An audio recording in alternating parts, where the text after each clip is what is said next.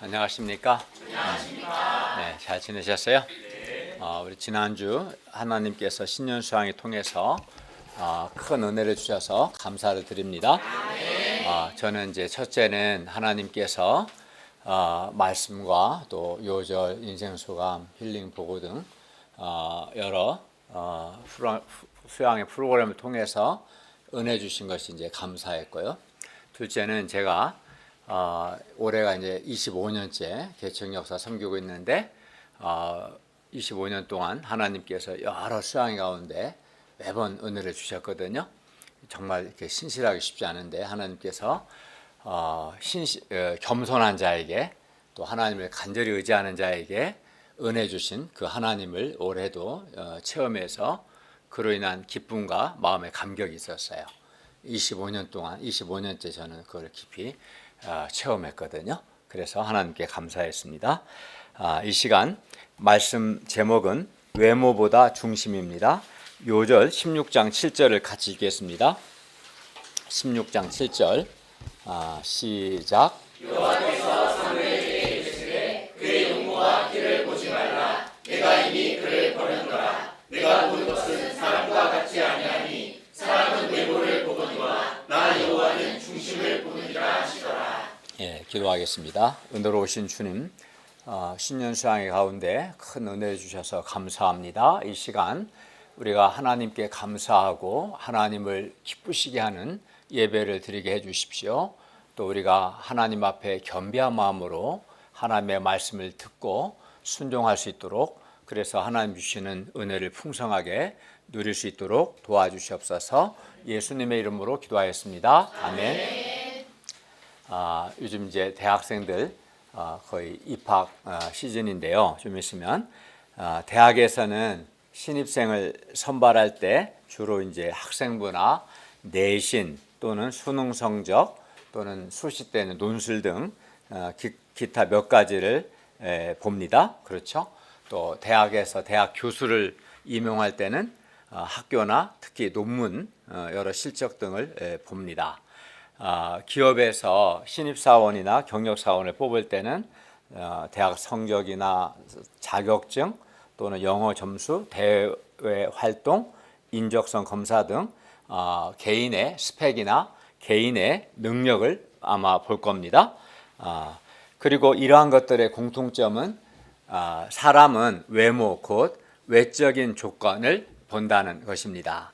그런데 우리도 사람을 볼 때 외모나 외적인 조건들을 볼 때가 있습니다. 그렇죠?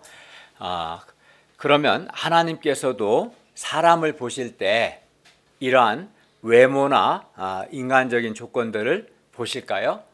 하나님은 두 번이나 불순종한 사울 대신에 다른 사람을 왕으로 세우고자 하십니다.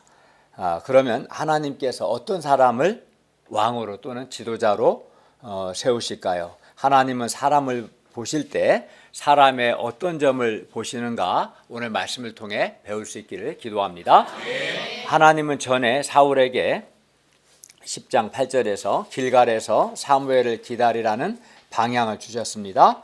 그러나 사울은 하나님의 말씀을 불순종하고 자기가 직접 번제를 드렸습니다. 불순종한 거죠. 하나님은 이렇게 하나님께 불순종한 사울에게 다시 한번 회개할 기회를 주셨습니다. 그것은 아말렉을 진멸하고 그들의 모든 소유를 남기지 말라는 것이었습니다. 그러나 사울은 하나님의 말씀에 또 불순종했습니다. 하나님은 사울에게 회개할 기회를 주셨는데 사울은 또 불순종한 겁니다.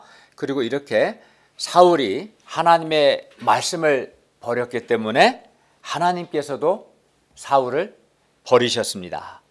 말씀을 버리면 하나님께서 그 사람을 버리십니다. 그리고 사울 대신에 다른 사람을 왕으로 세우고자 하셨어요. 물론 사무엘도 이 사실을 잘 알았습니다. 그리하여 사무엘은 사울을 위하여 슬퍼했습니다. 사무엘은 사울이 자기가 기름 부어 세운 왕이었기 때문에 아마 더욱 슬펐을 겁니다.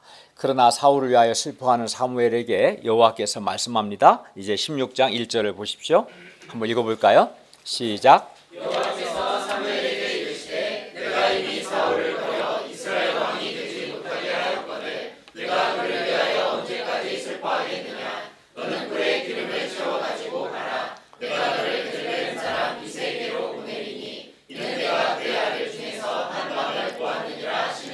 예, 사무엘은 사울 때문에 더 이상 슬퍼해서는 안 됩니다. 왜냐하면 여호와 하나님께서 이미 사울을 버리셨고 사울 대신 이새의 아들들 중에서 한 사람을 왕으로 세우고자 하셨기 때문입니다.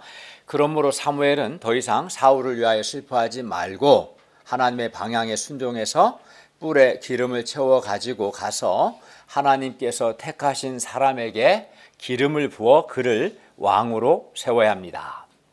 여기서 기름을 붓는다는 것은 이제 구약 시대에 하나님께서 제사장이나 왕을 세우는 의식이었습니다. 그러면 사울은 하나님의 방향에 대해 어떻게 합니까? 16장 2, 3절을 보십시오. 사무엘이 여호와께 말합니다. 내가 어찌 갈 수 있으리까? 사울이 들으면 나를 죽이리이다. 아직은 사울이 왕으로 있었기 때문에 다른 사람을 왕으로 세우면 사울이 가만히 있지 않겠느냐는 겁니다. 사울이 사무엘을 죽이려고 할 것입니다. 그러면 사무엘은 어떻게 해야 합니까? 여호와께서 사무엘에게 방법을 가르쳐 주십니다. 2절 하반절 3절을 보십시오. 너는 암송아지를 끌고 가서 말하기를 내가 여호와께 제사를 드리러 왔다 하고 이새를 제사에 청하라. 내가 너에게 행할 일을 가르치리니 내가 너에게 알게 하는 자에게 나를 위하여 기름을 부을지니라. 여기서 기름을 붓는다는 것은 그를 왕으로 세운다는 뜻입니다.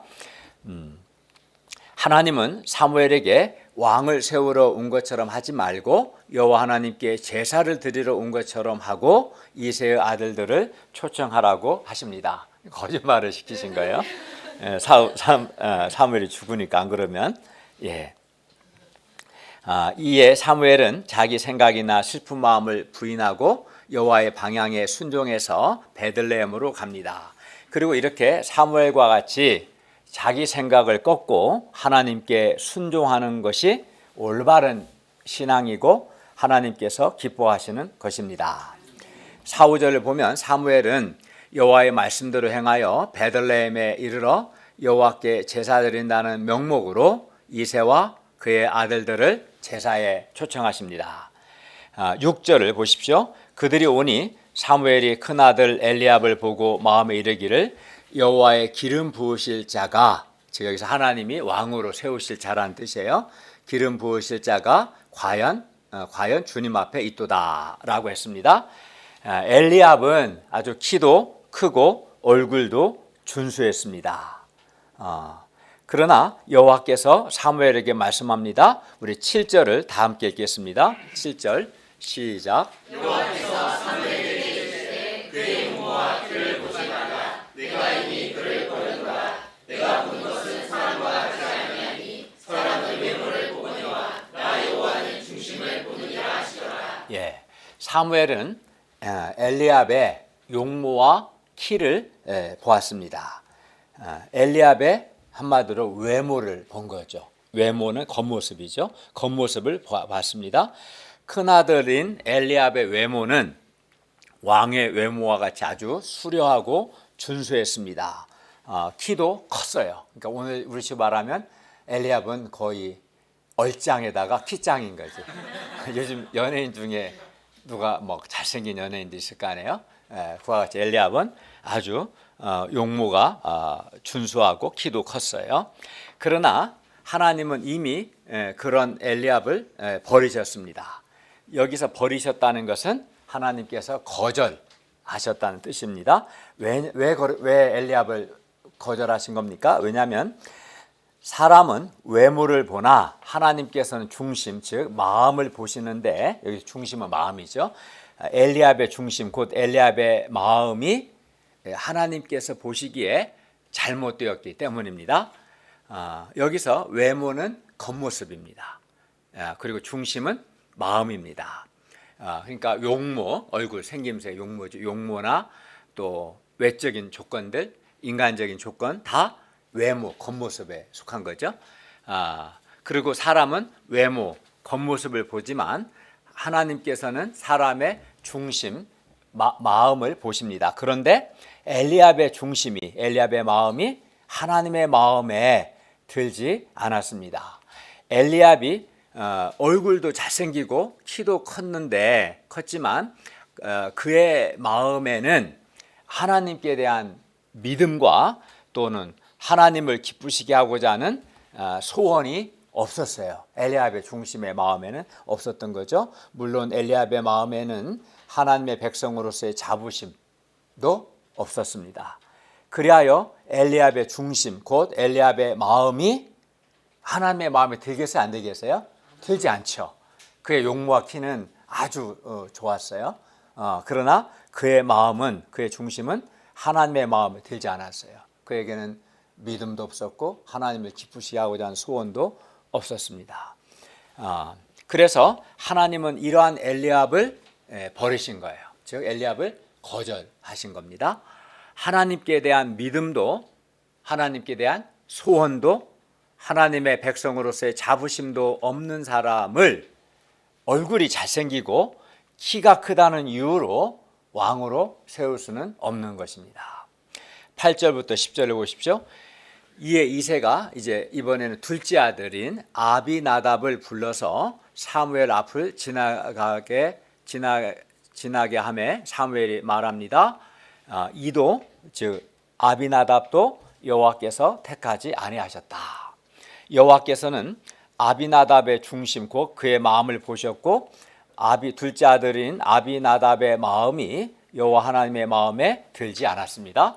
9절을 보십시오. 이새가 이번에는 셋째 아들인 삼마를 지나게 했는데 사무엘이 이 삼마도 여호와께서 택하지 아니하셨느니라 라고 말했습니다.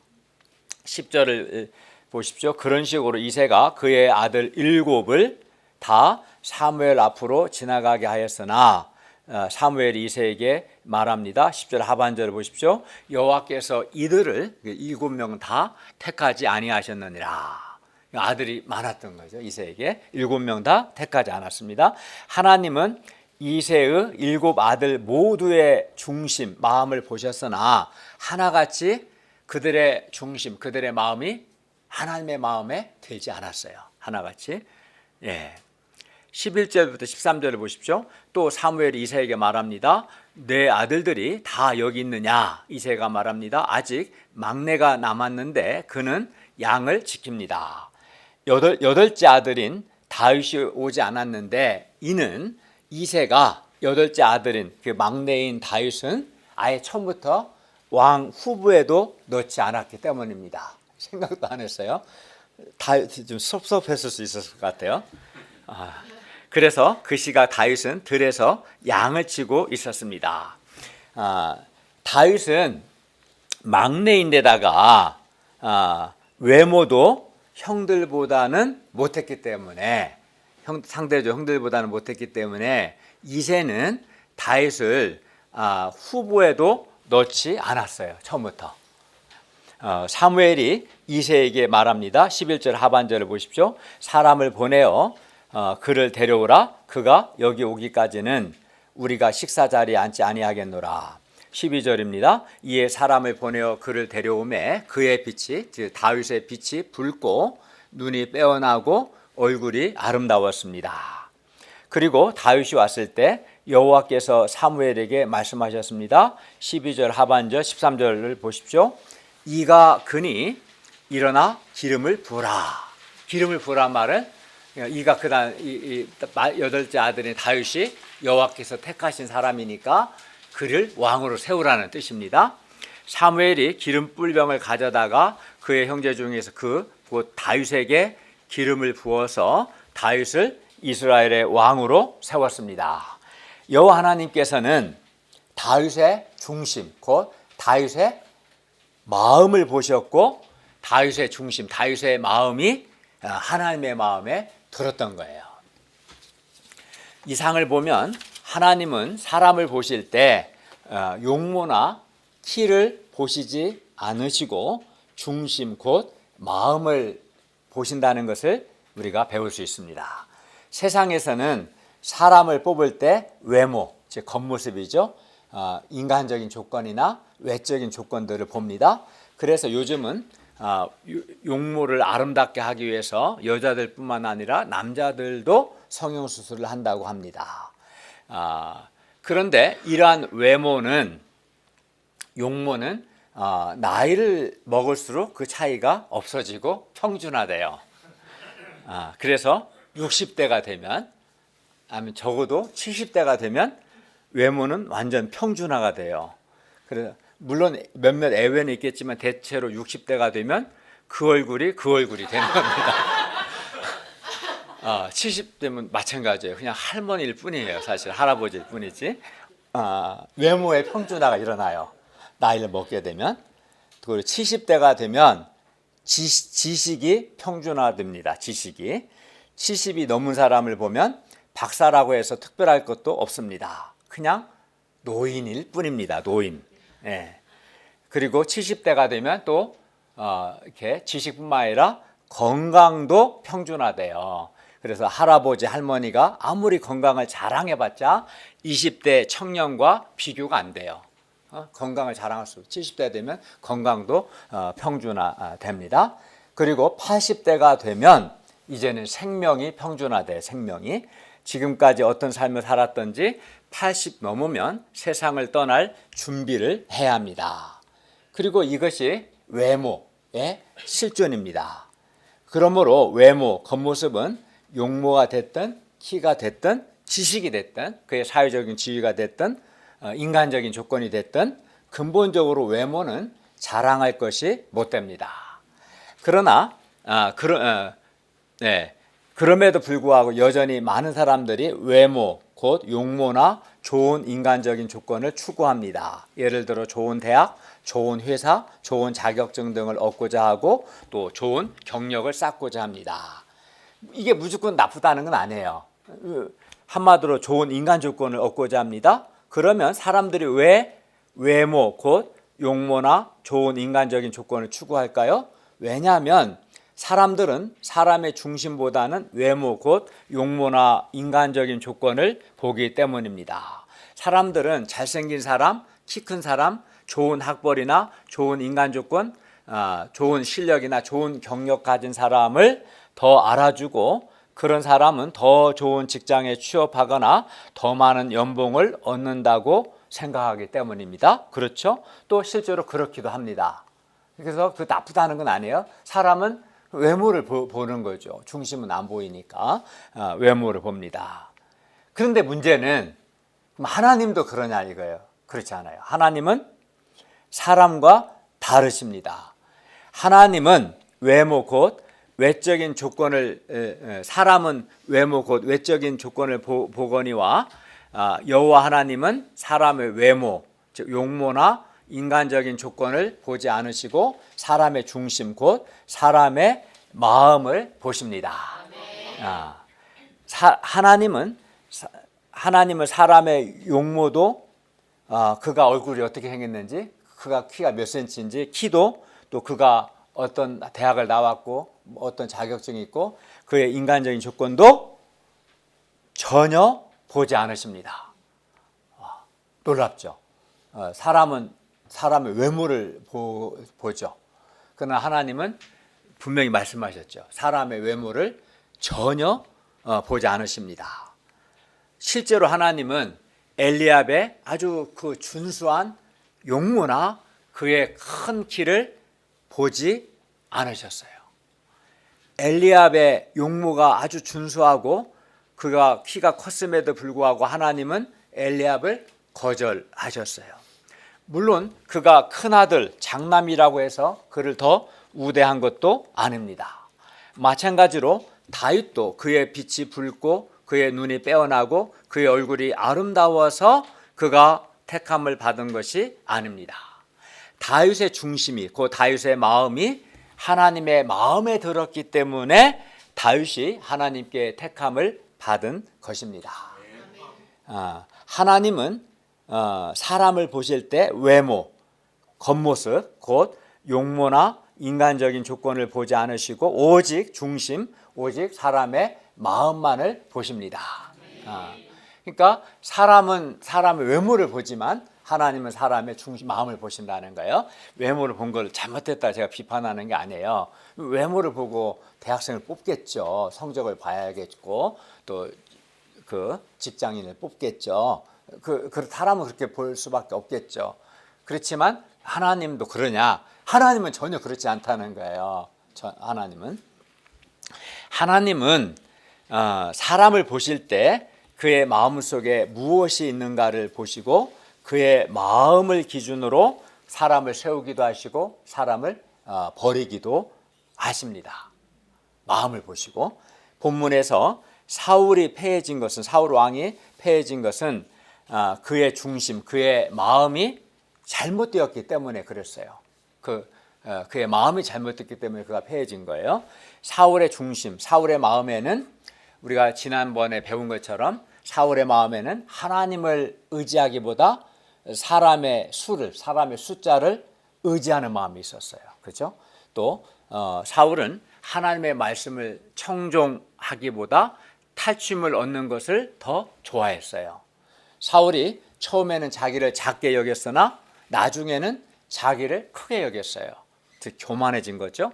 사울의 마음은 또 하나님보다 백성을 더 두려워했어요. 하나님을 두려워해야 하는데 백성을 더 두려워했어요. 사울의 마음에 하나님을 경외하는 마음이 없었습니다. 사울의 마음에는 하나님의 말씀을 잘 듣고 말씀을 순종하고자 하는 마음이 없었어요.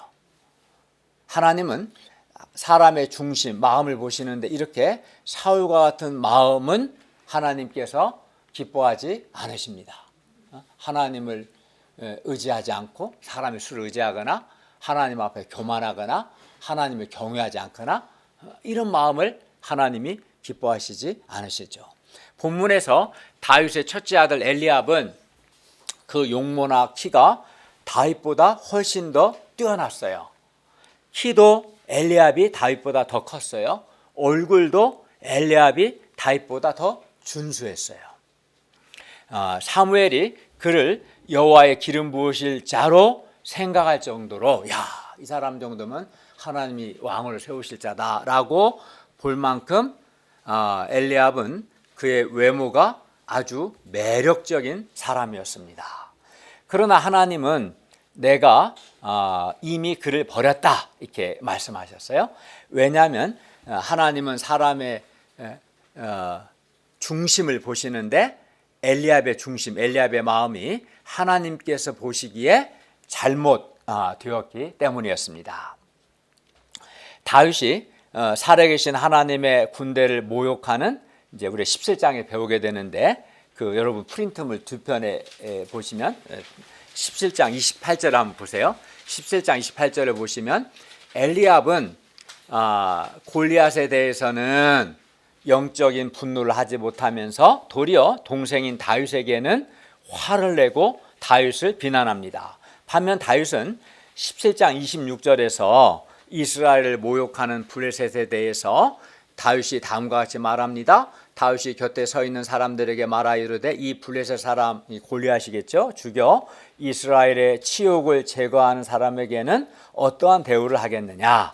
이 할례 받지 않은 블레셋 사람이 골리앗이 누구에게 살아계시는 하나님의 군대를 모욕하겠느냐. 다윗은 하나님의 백성을 모욕하는 골리앗에 대해서 영적인 분노가 있었습니다. 그러나 이때 큰형 엘리압은 이러한 다윗을 깊이 인정하고 동생이지만 훌륭하다 생각하고 배우려고 하기보다 도리어 다윗을 비난합니다. 28절을 보세요. 17장 28절 큰형 엘리압이 다윗이 사람들에게 하는 말을 들은지라 그가 골리앗이 아니라 다윗에게 노를 바라여 이르되 네가 어찌하여 이리로 내려왔느냐 들에 있는 양들을 누구에게 맡겼느냐 나는 너의 교만과 너의 마음의 완악함을 아노니 네가 전쟁을 구경하러 왔도다. 이렇게 다윗을 비난합니다. 이런 엘리압은 하나님께서 보시기에 그의 중심, 그의 마음이 아주 잘못된 사람인 것이죠. 하나님의 원수에 대해서는 분노하지 않고 오히려 믿음 있는 다윗에게 화를 내는 아주 잘못된 사람입니다. 엘리압이 용모가 준수하고 키가 커서 자매님들은 이런 엘리압과 같은 사람을 좋아할지 모르겠지만 하나님께서 보실 때 엘리압은 아주 형편없는 아주 잘못된 사람입니다. 엘리압은 첫째 아들이라는 권위의식만 있었지 하나님께 대한 믿음이나 하나님의 원수에 대한 영적인 분노는 없었습니다. 엘리압은 하나님이 보시기에 그의 중심, 그의 마음이 잘못되었습니다. 그래서 하나님께서는 이런 엘리압을 버리신 겁니다. 반면 다윗은 하나님의 백성으로서 자부심이 대단했고 하나님의 원수에 대한 영적인 분노가 있었으며 무엇보다 하나님께 대한 믿음과 하나님을 기쁘시게 하고자 하는 소원이 있었습니다. 17장을 보시면 다윗에게는 17장 36, 37절을 보시면 다윗에게는 또 45에 47절을 보시면 여호와의 구원하심은 칼과 창에 있지 않고 여호와께 있으며 전쟁은 여호와께 속했다는 살아계신 하나님께 대한 믿음이 다윗에게는 있었습니다. 또 사무엘서 전체를 보면 다윗은 자기 싸움을 싸우지 않고 하나님의 싸움을 싸우고자 하는 열정도 있었습니다. 그래서 다윗은 하나님의 백성의 치욕을 제거하고 하나님의 백성을 구원하고자 했습니다. 그래야 하나님께서는 이러한 중심, 마음이 바른 다윗을 왕이요 지도자로 기름을 부어 세우신 것입니다. 우리도 다윗과 같이 우리의 중심, 우리의 마음에 하나님께 대한 믿음과 하나님께 대한 사랑 또는 하나님을 기쁘시게 하고자 하는 열정, 하나님의 자녀로서의 자부심, 하나님께 대한 경외심, 하나님 앞에 겸비한 마음을 가질 수 있기를 바랍니다. 물론 다윗이라고 해서 완전했던 것은 아닙니다. 다윗의 인생을 보면 우리아의 아내인 바세바와 간음을 하고 충신인 우리아를 죽게 하는 아주 치명적인 범죄가 있었습니다. 그도 큰 죄인이었습니다. 그러나 다윗은 나단 선지자의 책망을 듣고 침상이 눈물로 젖기까지 자기 죄에 대해서 애통하며 철저하게 회개하였고 회개에 합당한 열매를 맺었습니다. 그 이후로 다시는 간음을 하거나 살인하거나 하지 않았습니다. 그는 철저하게 회개하고 회개 합당 열매를 맺었습니다. 반면 사울은 사무엘의 책망 앞에서 뭐 했어요? 주로 변명했죠. 사울은 주로 변명을 했다면 다윗은 변명이 아니라 하나님 앞에서 회개를 했습니다. 이런 사람이 하나님의 마음에 맞는 것이죠. 그러므로 우리는 어떤 사람이 되어야겠습니까? 외모 곧 용모나 인간 조건이 매력적인 사람이 되려고 노력할 것이 아니라 중심 곧 우리의 마음이 하나님께서 보시기에 올바른 사람이 되려고 노력을 해야 합니다. 그러므로 우리는 첫째, 마음이 겸손하고 하나님의 말씀을 잘 듣고 순종하는 사람이 되어야 합니다. 이게 올바른 겁니다. 마음이 하나님 앞에 겸손하고 말씀을 잘 듣고 순종하고자 하는 마음이 중심이 바른 것이죠. 사울이 처음에는 자기를 작게 여기는 겸손한 사람이었는데 나중에는 교만해져서 자기를 크게 여기고 하나님의 말씀을 듣지 않았습니다. 그러나 다윗은 하나님 앞에서 겸손했습니다. 겸손하여 하나님의 말씀을 순종했습니다. 그러므로 우리 역시 겸손한 사람, 그래야 하나님의 말씀을 순종하는 사람이 되어야겠습니다. 그리고 이렇게 그 마음이 겸손하고 그 하나님의 말씀을 순종하는 사람을 하나님께서 기뻐하십니다. 그리고 귀하게 쓰십니다. 둘째는 우리는 내가 구원받은 하나님의 자녀라는 감사와 자부심이, 너무 시끄럽게 하지 마세요. 감사와 자부심이 있어야 합니다. 어떤 사람은 자신이 예수 그리스도의 은혜로 구원받은 하나님의 백성이라는 감사와 자부심이 없어요. 구원받은 하나님의 백성으로서 감사와 자부심이 있었는데 그렇지 않아요. 심지어 자신이 신자인 것을 소라하게 생각하거나 부끄러워하는 아주 형편없는 사람도 있습니다. 그러나 다윗은 17장 26절을 보시면 하나님의 백성으로서의 자부심이 아주 대단했습니다. 사실 하나님의 자녀로서의 자부심은 하나님께 대한 자부심에서 생깁니다. 그죠? 우리 대한민국에 대한 자부심이 있으면 대한민국 국민으로서 자부심이 있는 거잖아요. 나라에 대한 자부심이 있는데 이 국민 자부심이 있을 수는 없잖아요. 그러니까 다윗은 하나님께 대한 자부심이 있었어요. 그래서 이 하나님의 백성으로서 자부심이 있었던 거예요. 그런데 사실 하나님의 자녀로서의 자부심은 하나님께 대한 자부심에서 나와요. 우리 하나님 여호와만이 참 신이시고 창조주가 되시고 나를 죄와 죽음에서 구원하신 참 하나님이심을 믿는 사람은 자신이 구원받은 하나님의 자녀라는 것, 신자라는 것을 부끄러워하지 않고 도리어 감사와 자부심이 있습니다. 네. 셋째, 우리는 하나님께 대한 믿음과 하나님을 기쁘시게 하고자 하는 소원이 있어야 합니다. 하나님은 용모나 인간 조건이 화려하고 매력적인 사람을 선택하시는 것이 아니라 그의 마음에 하나님께 대한 믿음과 하나님을 기쁘시게 하고자 하는 소원을 가진 사람을 기뻐하시고 그를 세우시고 그를 귀하게 사용하십니다.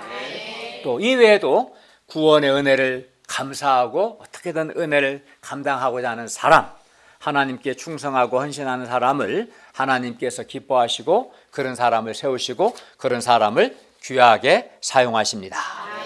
이 상에서 우리는 하나님 앞에서 우리의 중심이, 우리의 마음이 어떠해야 하는가를 배웠습니다. 그러면 우리는 하나님 앞에서 나의 중심이, 나의 마음이 어떠한가? 먼저 우리 자신을 살펴봐야 합니다. 내가 하나님 앞에서 겸손한가, 교만한가? 내가 하나님의 말씀을 잘 듣고 순종하는가, 불순종하는가? 내가 구원받은 것을 늘 감사하고 구원의 은혜를 감당하는 삶을 살고 있는지, 아니면 배은망덕한 삶을 살고 있는지, 내가 구원받은 하나님의 자녀, 신자로서의 감사와 자부심이 있는지, 내게 하나님께 대한 믿음과 사랑과 충성심이 있는지 없는지, 내가 주님의 몸된 교회를 사랑하는지, 내가 하나님을 기쁘시하고자 하는 소원이 있는지, 나의 중심이, 나의 마음이 하나님 앞에서 어떠한가, 이 시간 자신을 살펴볼 수 있기를 바랍니다. 어미하신 하나님 앞에서 자신을 살펴보기를 바랍니다. 그리고 중심이, 마음이 잘못된 것이 있다면 회개하고 우리의 마음을 바르게 할 수 있기를 바랍니다. 그런데 감사하게도 우리 가운데는 다윗과 같이 중심이, 마음이 바른 우리 목사님들이 있습니다. 이렇게 마음이 바른 분들은 대체로 마음이 겸손하고 하나님의 말씀을 순종하고자 합니다. 마음이 바른 분들은 주님의 교회를 사랑하고 주님의 종을 겸손하게 동역하고자 합니다. 마음이 바른 사람은 주님의 말씀에 순종하여 예수 그리스도의 복음을 전하고자 애씁니다. 학교나 직장에서 믿음으로 살고자 애쓰기도 하고 또 월급이 그리 많지 않은데도 주님께 헌신하고자 합니다. 마음이 중심이 바른 사람은 하나님께 받은 은혜를 감사하고 어떻게든 은혜를 감당하고자 애씁니다. 또 하나님을 기쁘시게 하고자 애씁니다. 이러한 분들은 하나님께서 보시기에 참으로 중심이, 마음이 바른 분들이고 하나님의 마음에 맞는 합당한 분들입니다. 하나님은 이런 사람들을 사랑하시고 귀하게 여기십니다. 하나님은 우리의 외모가 아니라 우리의 중심, 우리의 마음을 보십니다. 오늘날에도 하나님께서는 외모, 즉 용모나 인간 조건이 아주 좋고 화려하고 그래서 세상 사람들이 부러워하는 그런 사람들을 선택하시는 것이 아니라 다윗과 같이 중심, 마음이 바른 사람들을 선택하십니다. 그러니까 이번 기회에 우리가 먼저는 내 자신이 하나님께서 보시기에 중심, 마음이 바른 사람이 되고자 결단하고 투쟁할 수 있기를 바랍니다. 중심이, 마음이 바른 사람이 되고자 소원을 가지고 결단을 하고 노력할 수 있기를 바랍니다. 예를 들어 마음이 겸손한 사람이 되고자 하나님의 은혜를 감사하고 은혜를 감당하는 사람, 하나님께 신실한 사람, 하나님을 기쁘시게 하고자 하는 사람, 믿음과 순종의 사람이 될 수 있기를 바랍니다. 그런데 당시 17장에서 다윗은 군인으로 징집될 수 없는 나이였어요. 그렇기 때문에 아마도 10대 중반, 많이 봐서 중3이나 고1 정도 나이였어요. 왜냐하면 10대 후반 되면은 군대를 가야 하는데 다윗은 징집이 안 될 만큼 나이가 어렸거든요. 그러니까 오늘날 중3이나 고1 정도 나이였을 겁니다. 다윗은.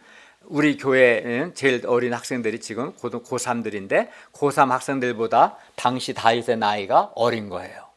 박은찬보다 나이가 어려요. 다윗이. 그죠? 예. 우리 학생들이 다윗과 같이 하나님이 보시기에 중심이 바른 사람이 되고자 소원하고 결단할 수 있기를 바랍니다. 예. 다음으로 우리 자신도 다른 사람을 바라볼 때 외모, 겉모습을 보지 않고 그 사람의 중심, 곧 그의 마음을 볼 수 있기를 바랍니다. 물론 사람 마음이 처음에는 잘 안 보입니다. 그래서 오죽에 쓰면 10길 물속은 알아도 한 길 사람 마음속은 모른다, 이런 말이 있겠습니까? 그만큼 사람 마음은 잘 모릅니다. 그러나 우리가 시간이 좀 많이 걸려도 사람을 오래 겪어보면 그 사람의 중심, 마음이 어떠한가를 알 수 있어요. 오래 겪어보면. 물론 하나님은 한 번에 아시겠지만 우리가 사람은 외모를 보거니와 여호와는 중심을 보신다, 이 한 말씀을 굳게 붙들 수 있기를 바랍니다. 13절 하반절을 보십시오. 이날 이후로 다윗이 여호와의 영에게 크게 감동되니라. 하나님은 다윗에게 기름을 부어 그를 왕으로 세우시는 것으로 그치지 않으셨습니다. 여호와 하나님은 다윗을 세우시고 다윗이 여호와의 영에게 크게 감동이 되게 하셨습니다. 그리하여 다윗은 하나님의 영 곧 성령님께서 그와 함께 하시며 그를 도와주시기 때문에 왕의 직분을 감당할 수 있습니다. 그러므로 우리가 하나님의 일을 하는 데 있어서 우리의 외모나 개인적인 능력이 중요한 것이 아니라 우리가 하나님의 영, 성령님에게 크게 감동되는 것이 중요합니다. 14절을 보십시오. 사울은 여호와의 영이 그에게서 떠났습니다. 그런데 여호와의 영이 떠난 상태에서 왕의 직분을 감당한다는 것은 비극이고 저주입니다. 왜냐하면 하나님의 도우심을 받을 수 없기 때문에. 그리고 여호와께서 부르시는 악령이 사울을 번뇌하게 했습니다. 그리하여 사울은 너무나 괴로웠어요. 마음이 막 신경질이 나고 짜증이 나고 욕구불만이 있었어요. 여호와의 부르신 악령이 그를 번뇌케 했기 때문에. 그런데 여호와의 영이 사울에게서 떠나고 여호와께서 부르시는 악령이 사울을 번뇌케 한 것은 왜 그렇습니까? 근본적으로 사울이 하나님께 불순종했기 때문입니다. 하나님께서 사울에게 회개할 기회를 주셨는데도 불구하고 사울이 회개를 거부하고 변명만 했기 때문에 여호와의 영 곧 하나님의 영이 성령께서 사울을 떠나고 여호와께서 부르시는 악령이 사울을 번뇌케 한 것입니다. 우리가 하나님과 하나님의 말씀에 불순종하면 성령님께서 우리를 근심하시고 성령님께서 우리를 더 이상 인도하시거나 우리를 도우실 수 없습니다. 그걸 아셔야 합니다. 성령의 불꽃이 소멸됩니다. 성령께서 내 안에서 더 이상 일하실 수 없습니다. 그리고 성령님께서 우리를 더 이상 인도하시고 더 이상 우리를 도우시고 하지 않으면 우리의 마음은 곤고하고 번뇌하고 욕구불만과 짜증이 납니다. 그러므로 우리는 어떻게 합니까? 회개하고 하나님께 순종해야 합니다. 그래야 성령께서 나와 함께 하시고 나를 도우시고 나를 인도하실 겁니다. 그런데 23절을 보면 하나님께서 부르시는 악령이 사울에게서 이를 때 다윗이 수금을 들고 와서 손으로 단즉 사울이 상쾌하여 낫고 악령이 그에게서 떠났습니다. 하나님의 영에게 크게 감동된 다윗은 악령을 제어하고 동시에 괴로워하는 사람을 상쾌하게 하고 시원하게 했습니다. 다른 사람을 괴롭게 하는 것은 매우 나쁘고 악한 것입니다. 다른 사람을 괴롭게 하는 악을 행하면 당연히 그 사람의 영혼도 곤고하고 괴롭습니다. 반면 다윗처럼 다른 사람을 상쾌하게 하는 일은 정말 기쁘고 좋은 일입니다. 여러분, 다른 사람을 상쾌하게 하는 사람입니까? 아니면 괴롭게 하는 사람입니까? 다른 사람을 상쾌하게 하면 그 사람뿐만 아니라 나 자신도 상쾌합니다. 상쾌해집니다. 우리가 서로를 상쾌하게 한다면 얼마나 좋겠습니까? 그런데 사람들을 보면 서로를 힘들게 합니다. 서로 상처를 주고받으며 서로를 괴롭힙니다. 그래서 많은 사람들이 인간관계의 고통을 호소합니다. 그 이유는 많은 경우에 성령 충만하지 않고 자신의 마음에 하나님의 은혜가 없기 때문입니다. 은혜가 없기 때문에. 그리고 죄 소욕 때문에, 죄 때문에, 죄로 인해 자기 마음이 괴롭기 때문에 남을 괴롭힙니다.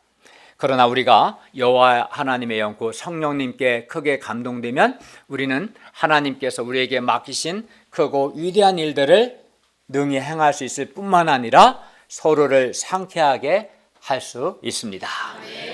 그러므로 우리가 우리의 죄를 회개하고 하나님께 순종함으로 성령 충만하여 먼저는 내 마음에 하나님의 은혜가 충만하고 더 나아가 괴로워하고 번뇌하는 사람들을 상쾌하게 하는 그런 사람들이 될 수 있기를 바랍니다. 결론입니다. 하나님은 사람의 외모가 아니라 중심 곧 사람의 마음을 보십니다. 그러므로 하나님 앞에서 나의 중심이 어떠한가 살펴보고 잘못된 것이 있다면 회개하고 우리의 마음을 바르게 할 수 있기를 바랍니다. 구체적으로 우리의 중심, 우리의 마음이 하나님 앞에서 겸손하여 하나님의 말씀을 순종하는 사람, 하나님의 은혜를 기억하고 감사하며 그 은혜를 감당하는 사람, 하나님께 충성하고 헌신하는 사람, 하나님을 두려워하는 사람, 하나님께 대한 믿음이 있고 하나님을 기쁘시게 하는 그러한 마음이 바른 사람들이 될 수 있기를 기도합니다. 기도하겠습니다. 오늘 오신 주님, 오늘 말씀을 통해서 사람은 사람의 외모를 보지만 하나님께서는 사람의 외모를 보지 않으시고 오직 사람의 중심, 마음만을 보신다는 것을 가르쳐 주셔서 감사합니다. 주님, 우리가 하나님 앞에서 마음이, 중심이 바른 자들이 되어 하나님의 은혜를 입고 하나님께 귀하게 쓰임받는 영광스러운 삶을 살게 하시기를 기도합니다. 예수님의 이름으로 기도하였습니다. 아멘.